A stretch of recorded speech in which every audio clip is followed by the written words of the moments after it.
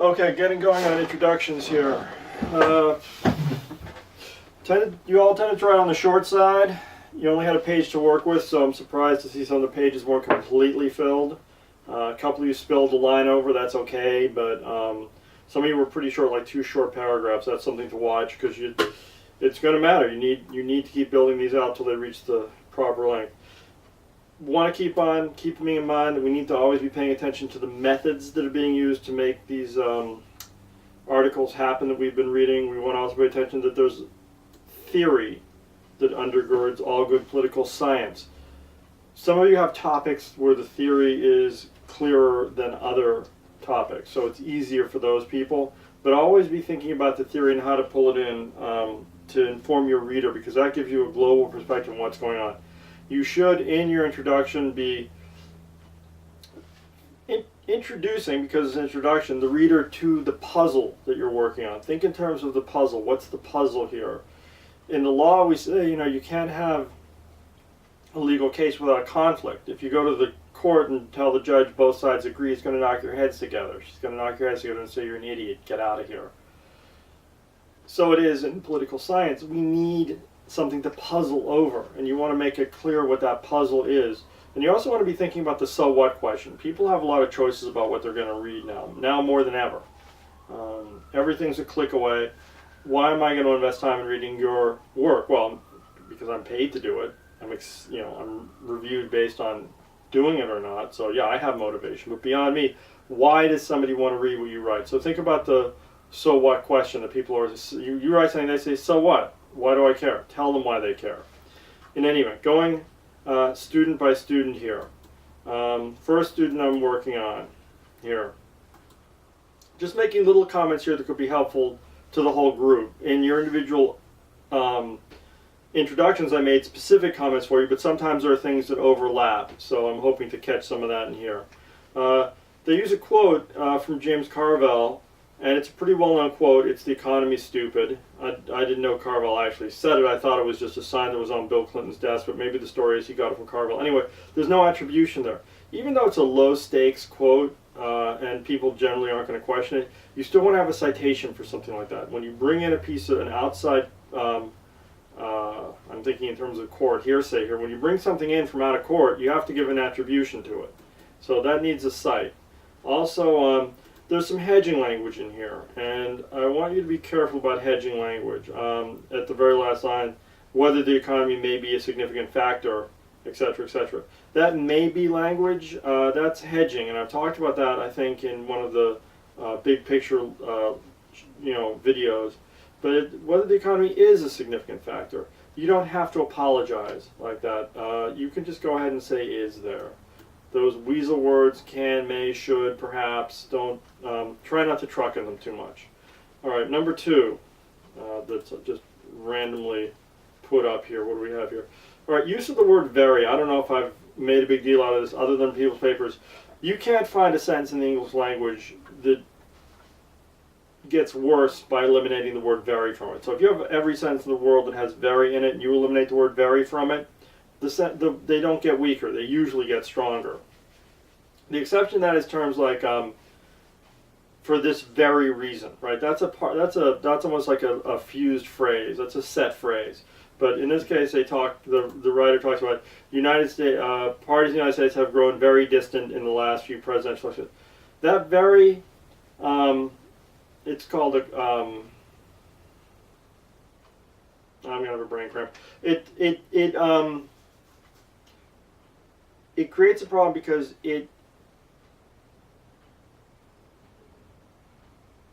how far does that very go? Listen to the sentence without it. In the United States have grown distant in the last few presidential elections. The very doesn't help, and it creates consternation for the reader. Check Garner on this. You don't have to take my word for it. It's always going to make your writing stronger pretty much to remove the very from it, unless again you're using a term like for this very reason.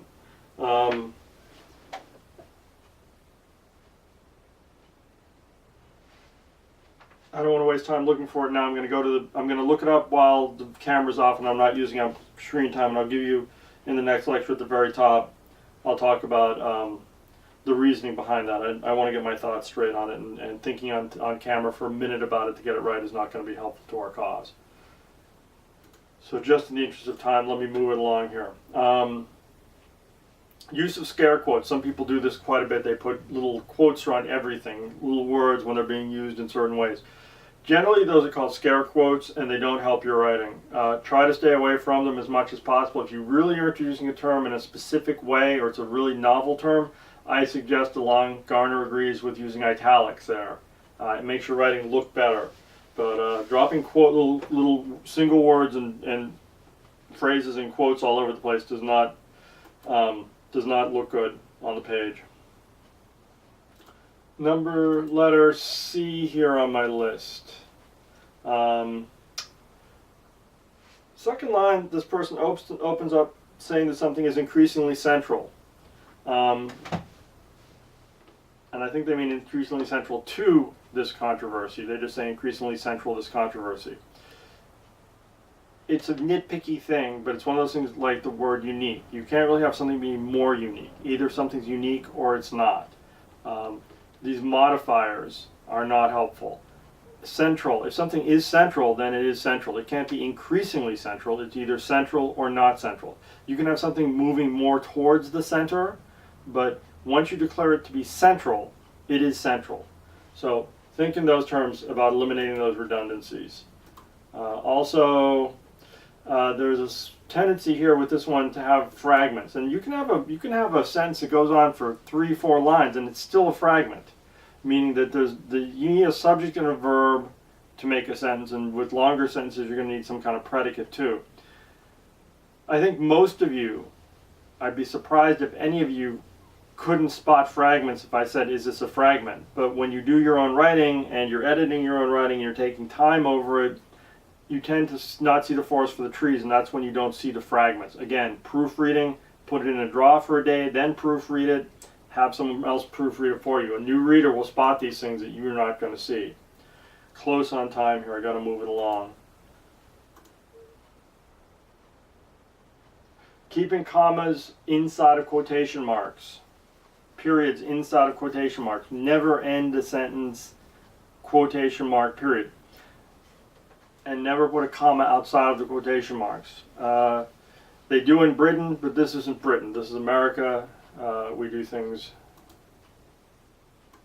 American way. So, next one. Feeling the clock pressure here. Use of the term, on the other hand, a few people use this term just by coincidence here on this, either in the lit review or in the introduction. It's a cliche term. I'm not saying always get rid of it, but read the Garner section on cliches and decide for yourself when and how much you want to use them. Your writing is generally strengthened when you get away from cliches. This one has a generic cold open to it. I've talked about these. This one is affirmative action and other policies. And it's got a hole in the sense. Affirmative action and other policies like have been subject to great debate since their existence. That's a generic cold open sentence. That's not working. You need to get away from this. A has been a problem ever since the beginning of time sentence. It's the most common sentence to start off papers in college, and it's the most painful one for us to read because we've seen it so many times. Write it, keep writing, get it out of your system, then go back and redline it. Your paper starts after that sentence.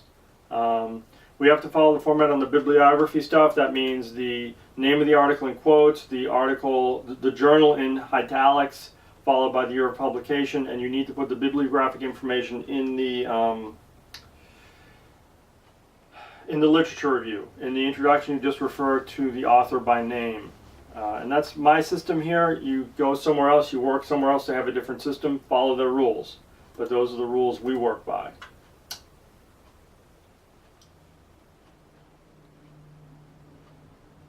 This one had a good close to the intro paragraph. This project seeks to understand if white opposition to racially targeted programs is largely due to individual political beliefs or inherent racism. That sounds like political science to me. I really like that introductory sentence. Again, it's getting to the puzzle. It's telling me what the project's going to do. It sort of answers the so what question. It sounds compelling to me. And that was a really good close to an opening paragraph in the introduction. Almost there. I think I'm going to make it on time here. In this one, the next one, there was a thing about talking about a court's ruling. Be mindful that there's a difference between a ruling and a holding with a court opinion. Rulings go to the parties who are actually sitting in front of the judge. Holdings affect larger groups, maybe even the whole country. So be mindful of how you're using ruling and holding. You've also got on this one, trying to get to it.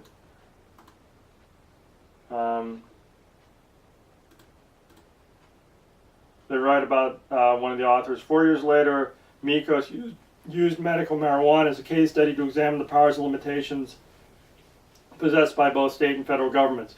Not a very helpful sentence. It's a fine sounding sentence. Its syntax is fine and so on. But the so what question. 4 years later, used medical marijuana and came to what conclusion? How did this author do it?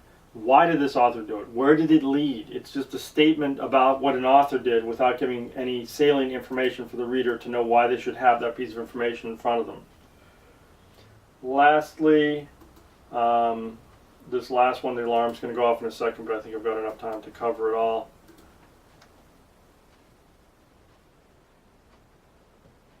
Is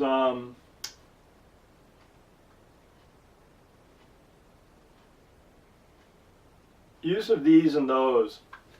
They identified some organizations. In the next sentence they say, these organizations.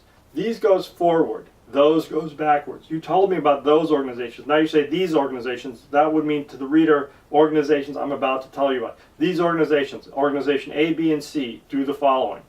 You want, in that case, instead, if you've already introduced the organizations in the paper, say, those organizations.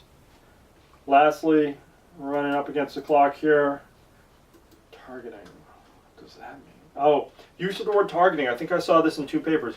It's a difficult term. Be careful with it. Targeting makes it sound like you're going to take them down, right? They talk about these lending institutions targeting female borrowers. What they mean is, it's in a good way. Women in this country weren't able to get loans. Now they're being given, a chance to get these loans, and they're being selected for that. There's a bundle of money that needs to be given to these women who in the past were disadvantaged by not being given loans. But targeting sounds harsh.